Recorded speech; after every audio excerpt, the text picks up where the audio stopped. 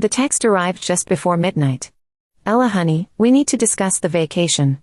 We've decided to put it off until next year. My stomach nodded as I stared at the message. Postponed.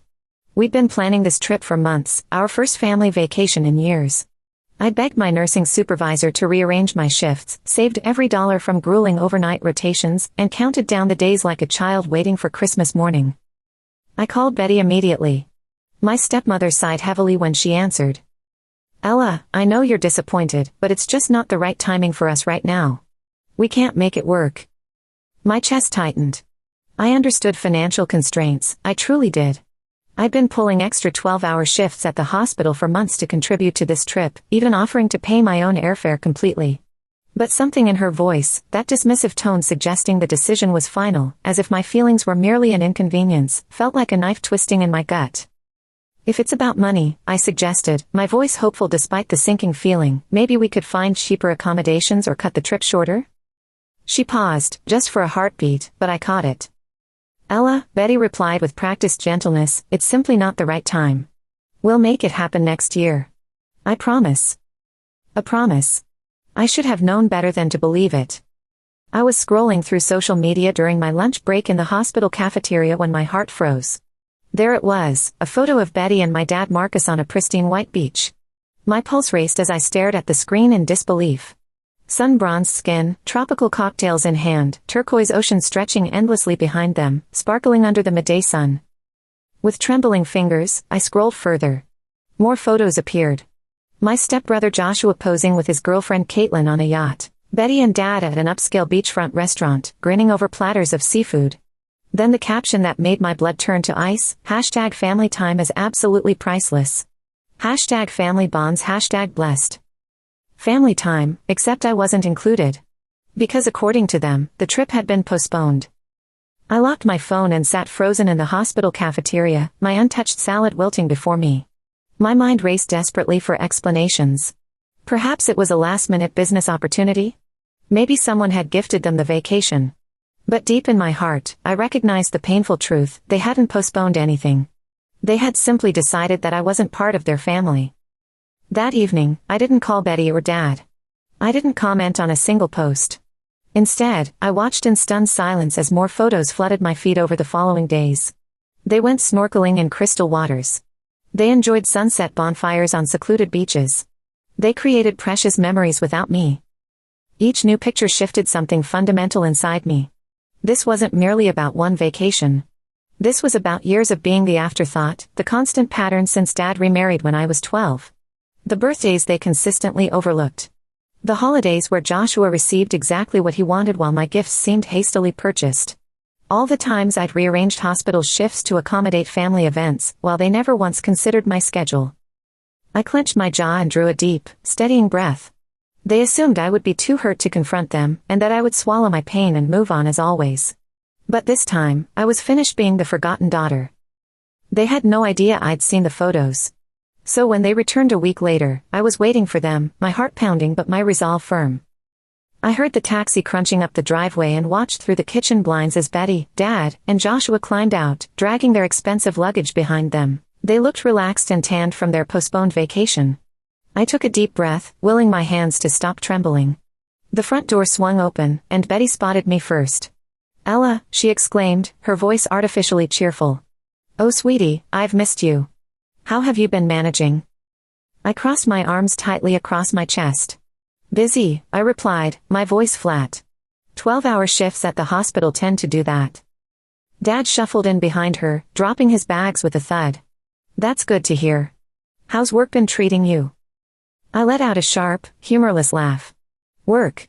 That's all I'd done, endless shifts caring for patients while scrolling through their beachside photos during brief breaks, feeling like I didn't even exist to them. Joshua yawned dramatically, stretching his arms overhead. God, I'm completely wiped out. Travel is so exhausting. He turned to me with that smug grin I knew too well. Hope you kept everything running smoothly while we were away. My eyes locked onto his. While we were away, like it was perfectly normal, like nothing was wrong, like I hadn't spent every night replaying their betrayal in my mind. I inhaled deeply. No more pretending. I turned to Betty, my voice unnervingly steady. So, how was the trip? She blinked rapidly, hesitating. Oh, just a quick little getaway. Nothing special really. Liar. I pulled out my phone, unlocked it, and turned the screen toward them. The social media feed displayed in vivid color. The beachfront selfies. The yacht excursion. The candlelit seafood dinner. And that caption that twisted in my gut, #family time is priceless. I tilted my head slightly. Looks pretty special to me. Silence engulfed the room. Heavy, suffocating silence. Betty forced a nervous laugh. Ella, I don't think. Just don't, my voice cut like ice. Dad cleared his throat uncomfortably. Listen, sweetheart, it wasn't exactly. Stop, I interrupted, my voice rising. Just tell me the truth for once. You never postponed anything. You simply didn't want me there. I caught the flash of guilt in Betty's expression before she masked it with a practiced look of concern. It wasn't like that, honey. We just thought with your nursing schedule. What? That I wouldn't notice? The words burst out. That I wouldn't see all the pictures. That I'd be naive enough to believe your lies? Joshua groaned, rolling his eyes dramatically. Jesus, Ella. Are you seriously making this into some major crisis? It was just a vacation. Just a vacation? His words struck me like a physical blow. That I helped plan? That I saved my overtime pay for? That I was supposed to be part of? I shook my head in disbelief.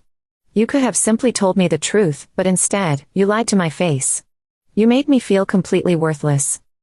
Joshua scoffed. You're being ridiculously dramatic. I released a bitter laugh. No, Joshua. For once, I'm being completely honest. Betty stepped forward, reaching for my hand. Ella, please just listen. I pulled away sharply. No. Not this time. They needed to hear everything. This isn't just about one vacation. It's about every single time I've been treated like an afterthought. Every holiday where Joshua got exactly what he wanted, while I received whatever was convenient. Every time I rearranged hospital shifts to put this family first, and none of you even noticed. My voice wavered slightly.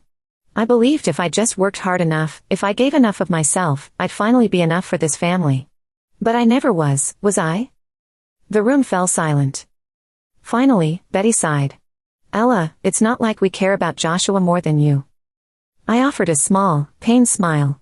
Maybe you don't, but that's certainly how it feels. Another silence stretched between us. That was all the answer I needed. I nodded once, exhaling sharply. Message received. Without another word, I grabbed my purse and walked toward the door. Ella, where are you going? Dad called after me. I didn't look back. Somewhere I'm actually valued. And then I left. For the first time in my 28 years, I prioritized myself. For days, my phone buzzed constantly with messages from them, but I was finished being the family peacemaker.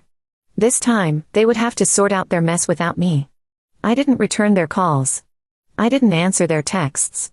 The knot of anxiety in my chest loosened with each notification I ignored. It felt strangely disorienting at first. Guilt slithered in like an old companion, whispering doubts, you're being harsh. They're still family. Just forgive them like always. But then I'd remember Betty's text claiming the trip was postponed, the social media photos of them laughing on that yacht, the elaborate lies they told without hesitation, and suddenly my silence felt not just justified, but necessary. You need to hold this boundary, Sophia told me over coffee at her cafe. You've been the family doormat since your dad remarried. They need to feel the consequences. By the fifth day, their messages had transformed dramatically. The initial texts had been demanding and dismissive. Betty, Ella, we need to discuss this immediately. You're blowing everything out of proportion. Dad, ignoring us solves nothing. Call Betty when you calm down. Joshua, Christ, Ella. Stop being so dramatic. It was a vacation, not a murder. I showed the messages to Sophia, who scoffed. Classic manipulation. They're not sorry they hurt you, they're just uncomfortable being called out.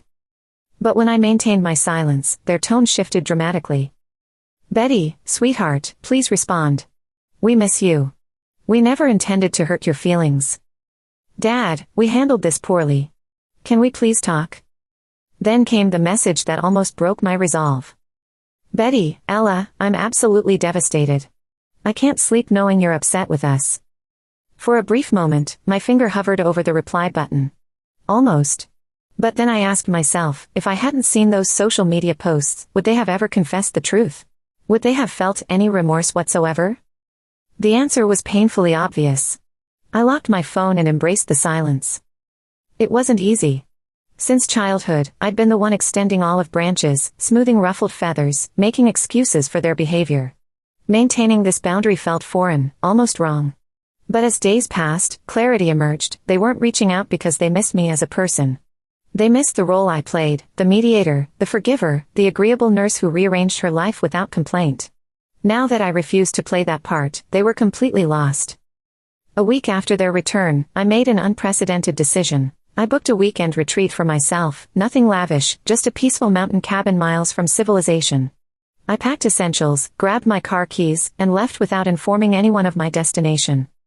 For once, I wasn't seeking approval. I wasn't waiting for an invitation. I was living entirely on my terms, and the freedom was intoxicating. This is exactly what you need, Sophia had encouraged when I mentioned the idea. Some space to breathe without their drama suffocating you. When I returned Sunday evening, my phone overflowed with missed calls and increasingly desperate messages, but I didn't hurry to reply. I wasn't ready yet, because for the first time, I was prioritizing my own emotional well-being, and I wanted to savor that sensation a little longer. They weren't accustomed to my silence, so when my absence extended beyond their expectations, they appeared at my apartment. I had anticipated this moment.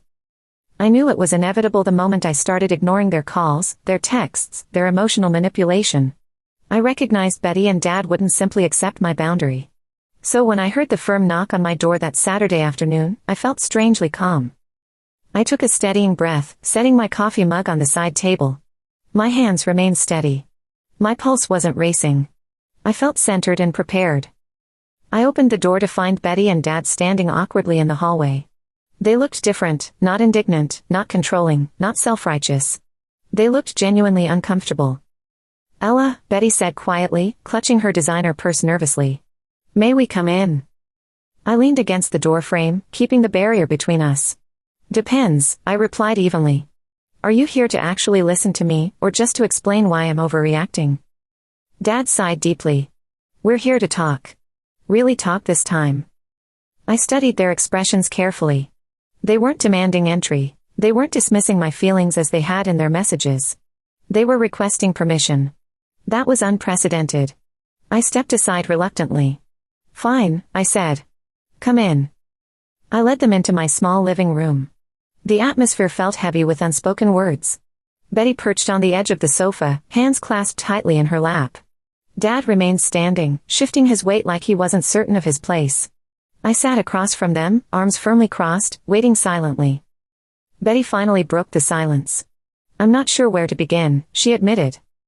"Honesty would be a refreshing start," I replied coolly. She visibly flinched. Dad exhaled sharply. "We really screwed up, Ella." I blinked in surprise. I hadn't expected such direct acknowledgement from him. Betty stared down at her manicured hands.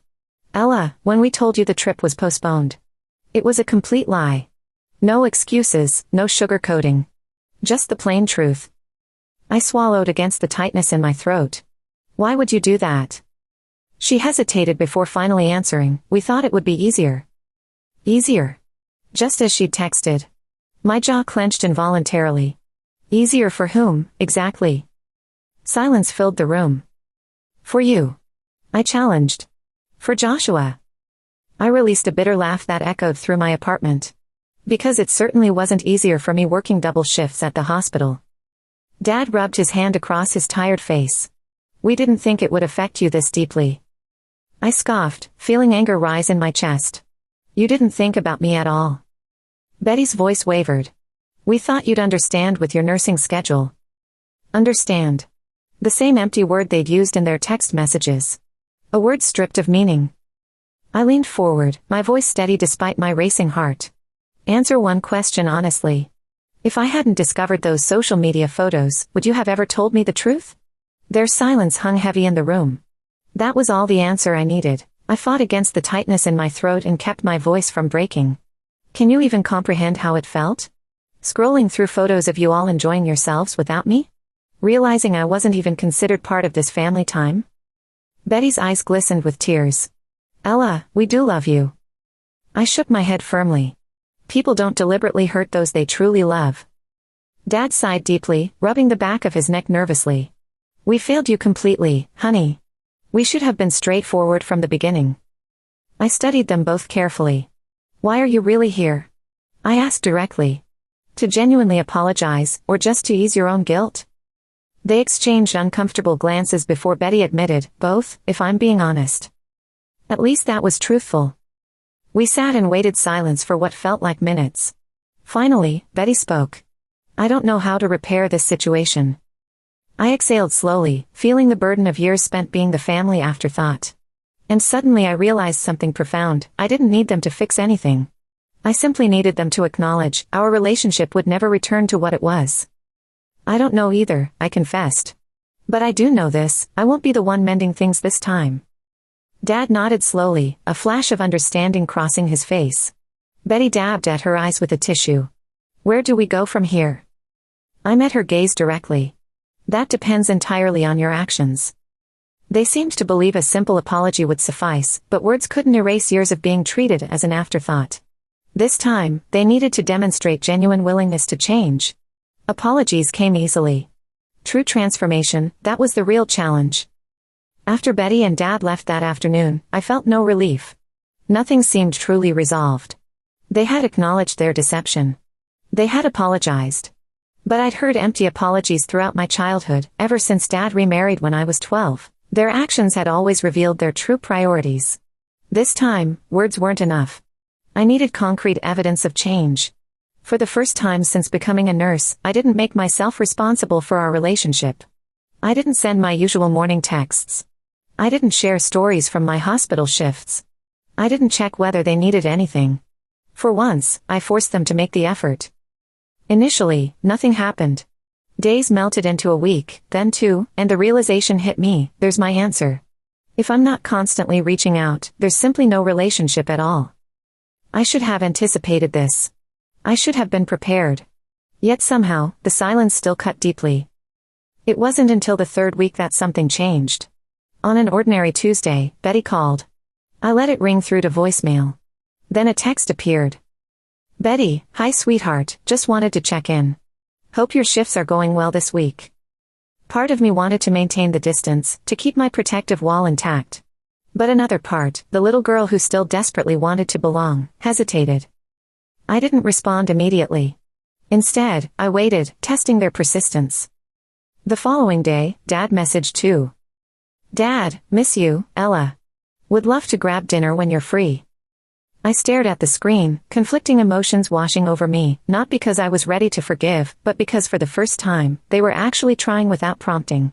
I eventually agreed to dinner, not because all was forgotten, not because I was prepared to pretend nothing had happened, but because I needed to see if their efforts were sincere. We met at a quiet bistro near the hospital, just the three of us. Joshua was conspicuously absent, and that alone suggested they'd actually heard me. We settled at our table, and remarkably, both Betty and Dad asked about my life, not about Joshua, not about whether I could help with something, just genuinely about me and my nursing career. I couldn't tell if it was authentic or merely damage control, but they were actually listening to my responses. That was unprecedented. Midway through our meal, Betty cleared her throat. We've been reflecting on everything you said, she stated carefully, about how we've treated you since I married your father. I sipped my water, maintaining my silence. We've realized we always assumed you didn't need attention the way Joshua did, she continued. That because you were capable and self-sufficient as a nurse, we didn't need to make the same effort with you. I met her gaze directly. And now? She swallowed visibly. Now we understand how wrong that was. I glanced at Dad, who nodded solemnly. We see the pattern now, Ella. We truly do. For a moment, I couldn't find words, because this acknowledgement was what I craved for 16 years. Yet caution held me back from complete belief. Not yet. By the time dinner concluded, something had subtly shifted, not dramatically enough to fix everything, but enough to suggest they might actually mean it this time. The road ahead remained long, but for once, they were taking the initiative. For now, that was sufficient. But promises were still just words. If they genuinely wanted reconciliation, tangible proof would be necessary. Dinner had exceeded my expectations, but I remained cautious. I understood that one meal, one conversation couldn't erase years of feeling invisible. I wasn't seeking instant reconciliation or hollow promises. If Betty and Dad genuinely wanted to rebuild our relationship, they needed to demonstrate it consistently. The first meaningful test arrived the following week. My birthday approached, a day that historically highlighted the family's uneven affections. Joshua's birthdays were always celebrated extravagantly, elaborate parties, expensive gifts, reservations at upscale restaurants of his choosing. Mine typically warranted a belated text message, perhaps a generic card if I was lucky. I told myself to expect nothing different this year. I convinced myself not to care. Yet when I awoke that morning after a grueling night shift, a tiny flicker of hope remained, the stubborn part of me that still wanted to believe in the possibility of change. This time, they surprised me. At precisely 10 a.m., my doorbell rang. I frowned, setting down my coffee mug. I wasn't expecting visitors. When I opened the door, Betty and Dad stood there holding a homemade birthday cake with candles. My breath caught in my throat. This was unprecedented. "Happy birthday, sweetheart," Betty said, offering a tentative smile. I stared at them in disbelief. "You actually remembered." Dad chuckled softly. "Of course we did. We've marked it on every calendar." For once, sincerity rang in their words. They didn't simply deliver the cake and rush off. They spent the entire day with me. We didn't do anything elaborate, just a quiet afternoon in my apartment, genuine conversation, catching up on my nursing career, sharing cake that was slightly too sweet but perfect because it was made specifically for me. There were no hurried departures, no feeling of being merely an obligation fulfilled. For the first time since childhood, it felt like they genuinely wanted to be present. I hadn't realized how desperately I'd needed that until it actually happened.